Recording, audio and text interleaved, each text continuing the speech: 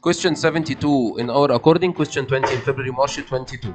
Very important questions. ليه؟ ده solving first مع second. لما نيجي نبص هنلاقي ان 3x plus y equals 11 دي الفيرست degree equation، و x squared minus 2y equals 18 ده السكند degree equation. الفيرست degree equation هخلي المسألة y equal or x equal أيهما أسهل. طبعا الأسهل هنا تخلي المسألة y equal 11 minus 3x. باخد ال value of y وبروح على السكند degree equation وبعمل substitution، فهيبقى x squared minus 2 times 11 minus 3x is equal to 18. x squared minus 22 plus 6x minus 18 equals 0. x squared plus 6x negative 22 minus 18 collecting like terms هتبقى minus 40. الكلام ده equal 0.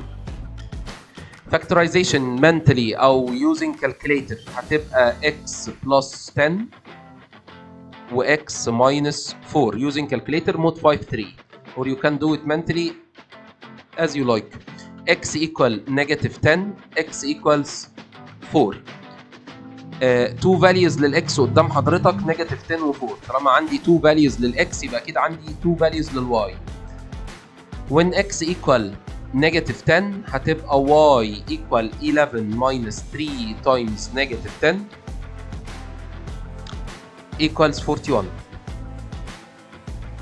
when x equal 4 11 minus 3 times 4 equals negative 1. يبقى we have two values for x negative 10 و 4 و two values for y 41 و negative